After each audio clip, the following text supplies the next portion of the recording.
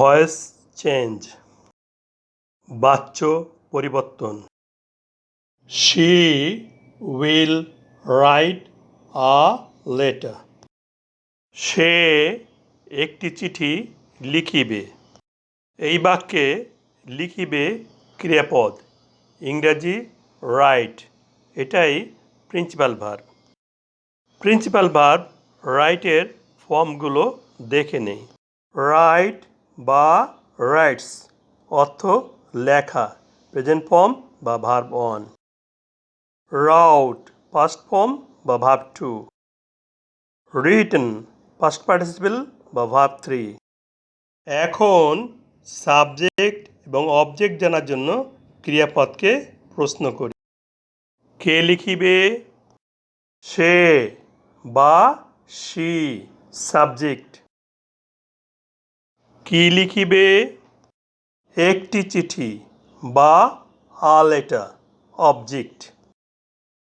এই বাক্যে will auxiliary verb এবং principal verb right present form বা ভার্ব ওয়ান। তাহলে সেন্টেন্সটি ফিউচার ইনডেফিনিট টেন্স। এই বাক্যে সাবজেক্ট বাক্যের প্রথমে আছে, তাহলে এটি অ্যাক্টিভ ভয়েস।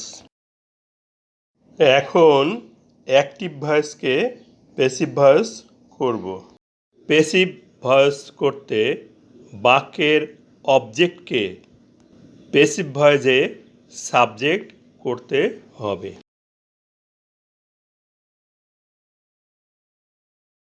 ফিউচার ইনডেফিনিট টেন্সের প্যাসিভ ভয়েসে গঠন।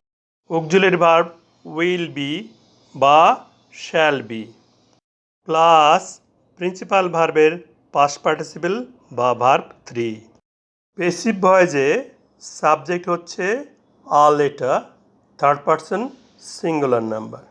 থার্ড পারসন সিঙ্গুলার নাম্বারে উইল বি বসবে, তাহলে এই লেটারের সাথে উইল বি বসাই।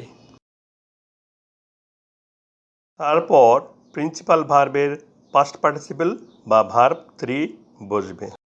প্রিন্সিপাল ভার্ব রাইট এর পাস্ট পার্টিসিপল বা ভার্ব থ্রি পাচ্ছি রিটেন, তাহলে ভার্ব থ্রির স্থলে রিটেন এসে বসবে।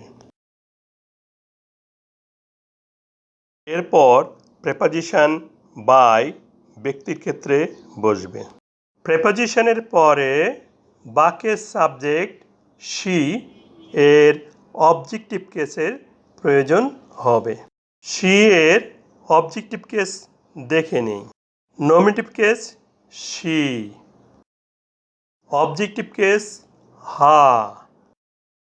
প্রেপোজিশন বাই এর পরে অবজেক্টিভ কেস হা বসাই।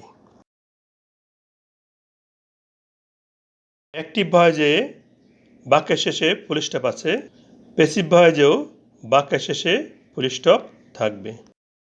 অনুবাদ: একটি চিঠি লেখা হইবে তাহার কর্তৃক।